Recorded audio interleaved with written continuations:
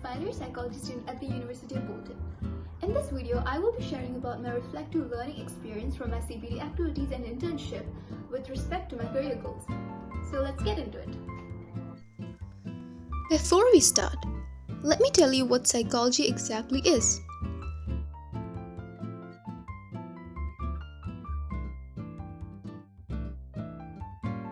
Scientifically, psychology is defined as the study of behaviors, mental processes, and experiences.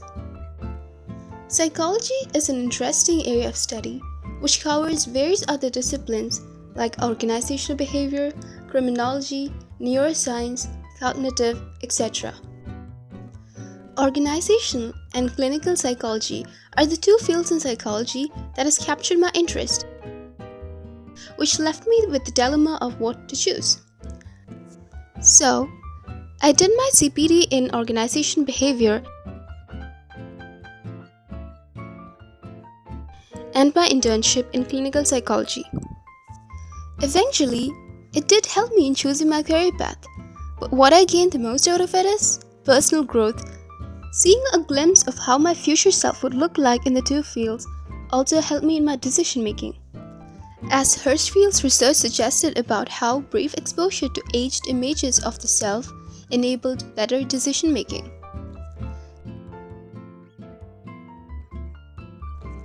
For my placement, I worked at the Swantuna Institute of Counseling and Psychotherapy as a clinical psychology intern, where I had to meet with the clients, take down the case history, conduct mental status examinations and cognitive assessment, discuss the cases with the other interns, and come up with a professional diagnosis. This was followed by a session with a senior clinical psychologist where we would discuss the possible treatment plans. After each session, I was required to make a detailed case report. Also, weekly workshops on various topics like hypnotherapy, neurolinguistic programming, psychoanalysis, etc. were conducted. Going back to my internship, as I mentioned, I was working as a clinical psychology intern. Now, who is a clinical psychologist?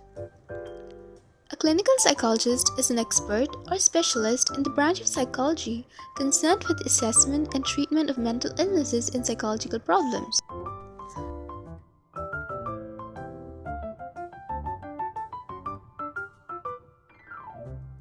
The key skills required for a clinical psychologist are excellent communication skills, active listening and empathy, research and analytical skills, knowledge of psychological theories and practices, and teamwork skills, to name a few.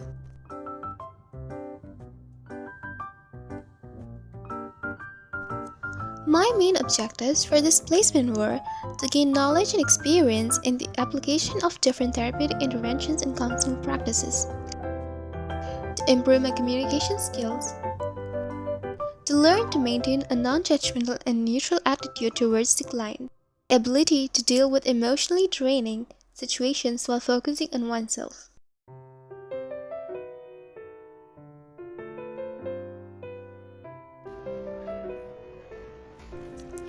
During the course of my 3 years bachelor's degree, I have learned theoretically about various psychological disorders and therapeutic interventions. However, I haven't had much knowledge of its practical application. True that the knowledge I gained from my academics did really help me with my internship.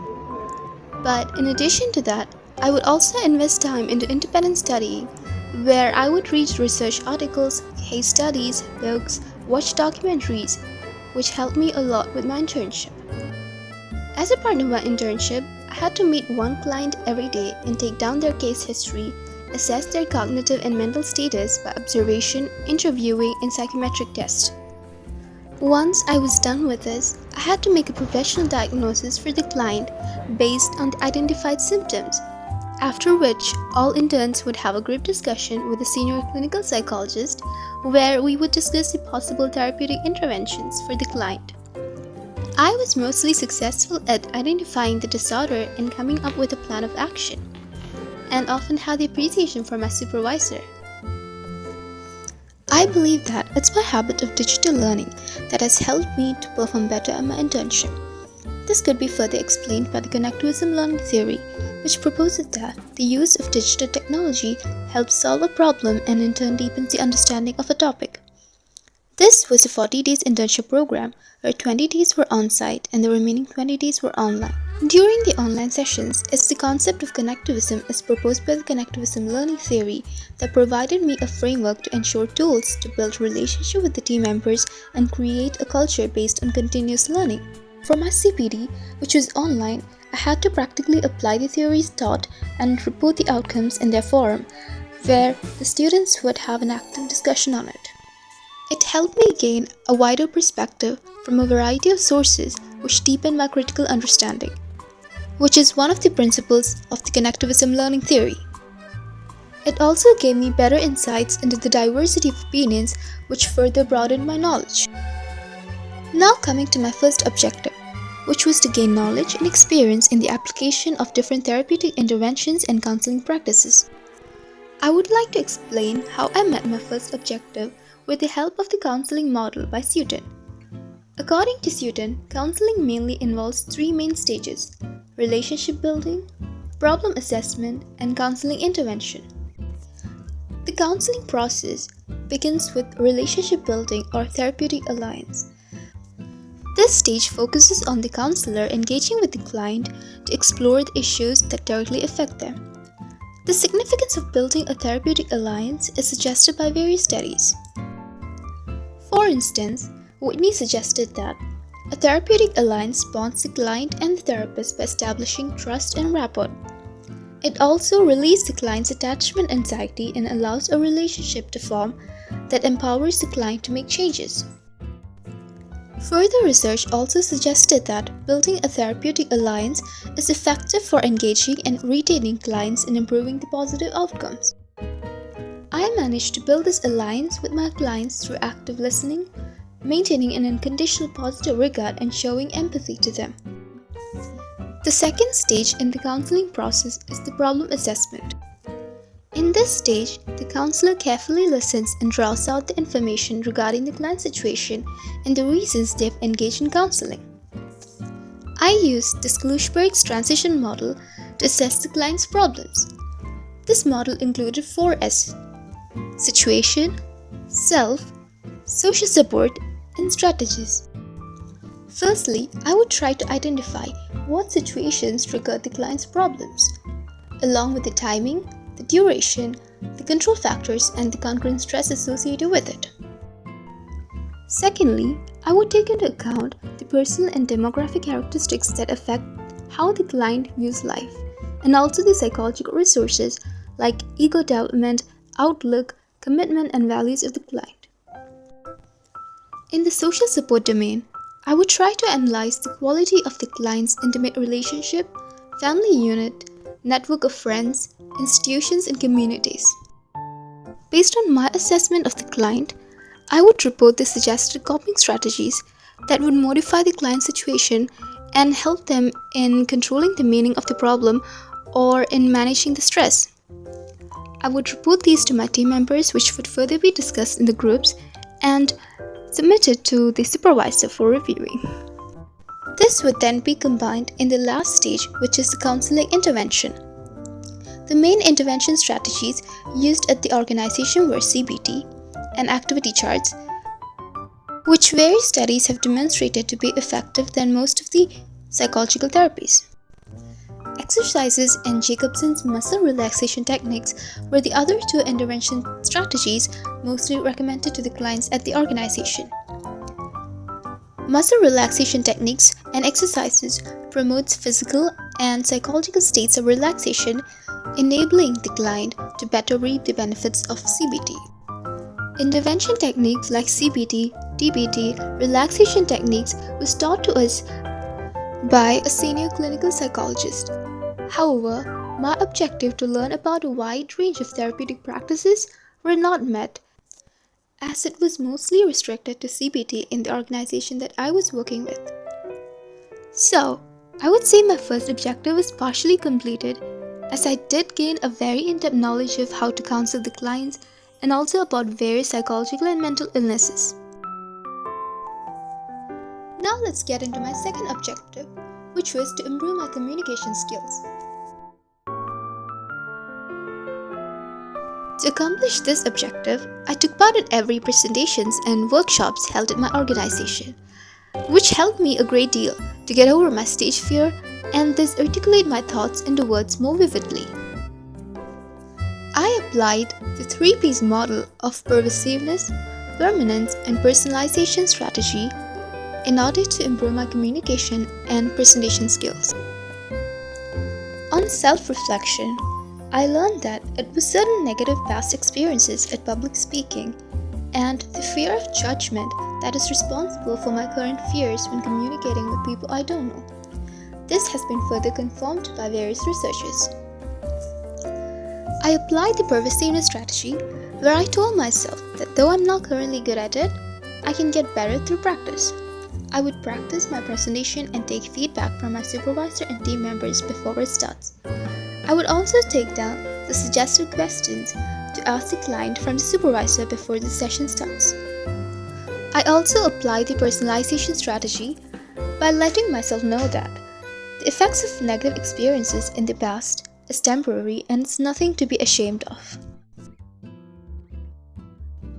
I also made myself understand that I can't let few past experiences define my ability. Finally, Bandura's self-efficacy theory taught me that mastery was an important source of self-efficacy's beliefs. I tried to master communication and interpersonal skills through practice and attending relevant seminars and watching self-help videos.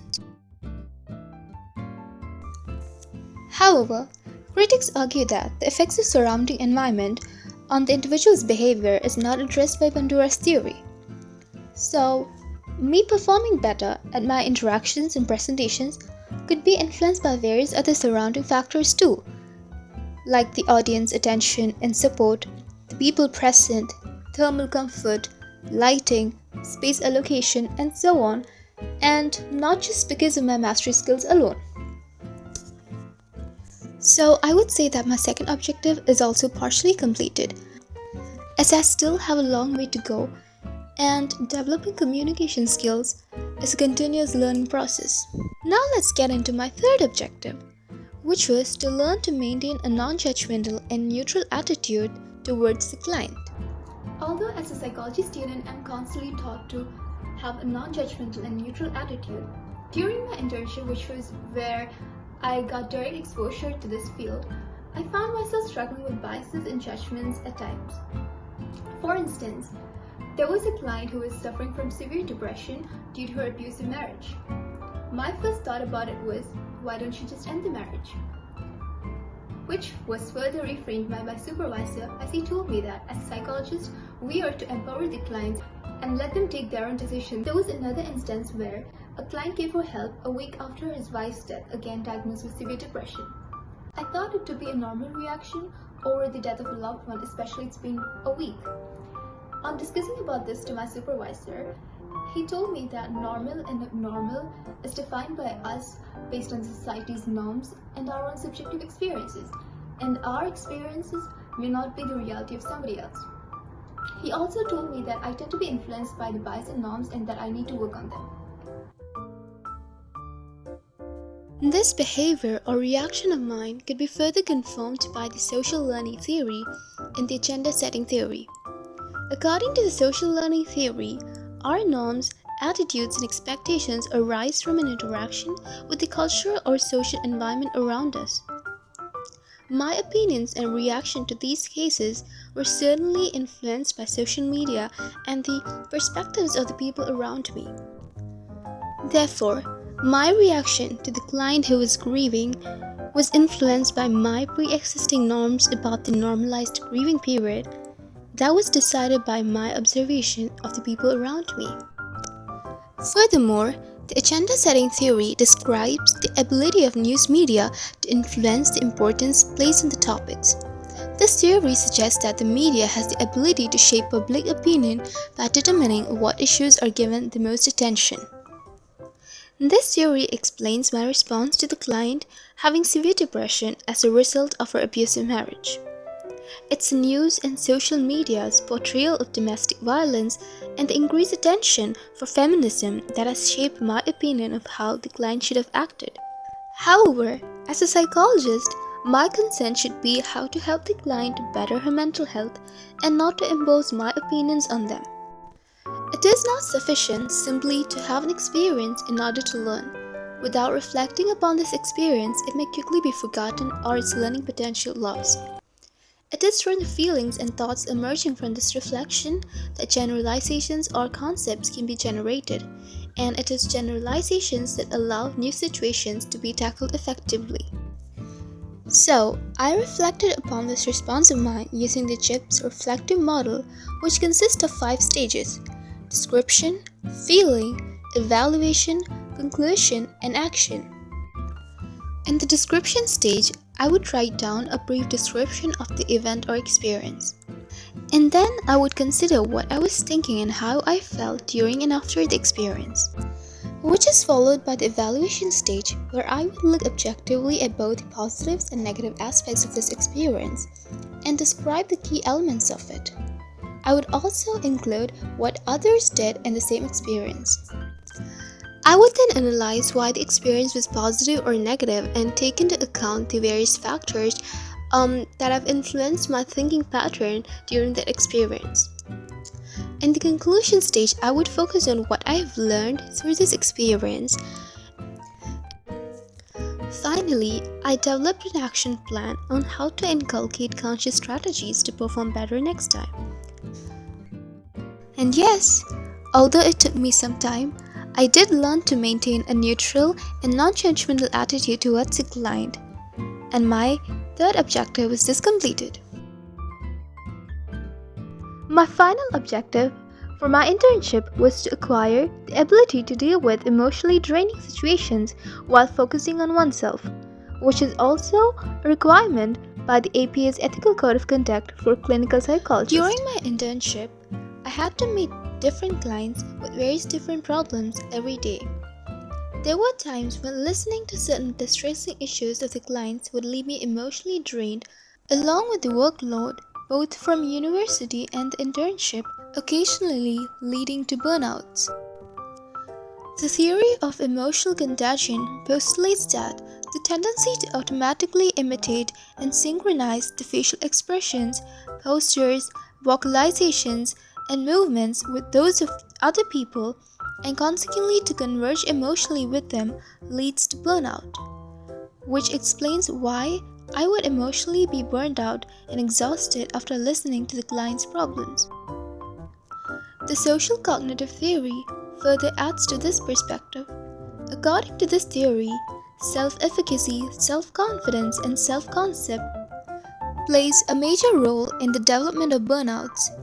I have noticed that my burnout from the workload was most evident when I was having episodes of self-doubt and lower self-esteem.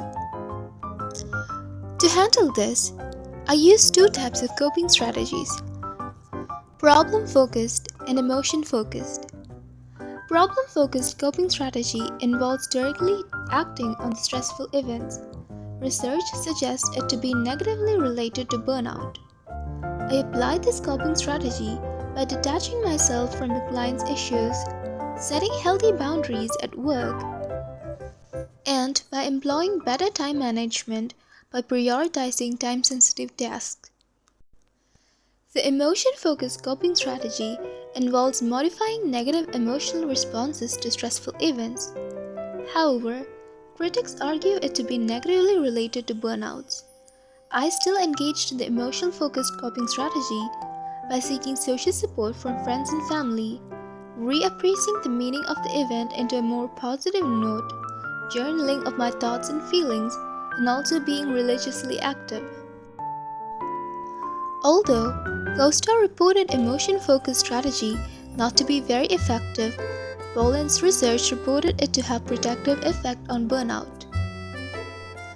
I found both these coping strategies to be greatly beneficial in helping me complete my 4th objective.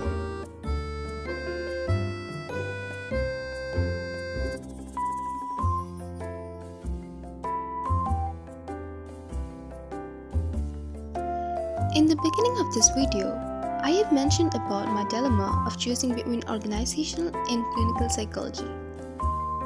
Now that I have worked in a clinical setting, I would say that I would choose to be a clinical psychologist, as it will help me in attaining a sense of self-actualization.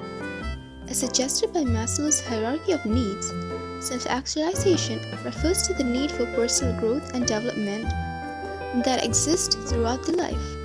In simple terms, it is to realize one's own full potential. Being a clinical psychologist offers me a platform for continuous growth, along with letting me give out to the society by helping a lot of people, which is where I believe my purpose lies.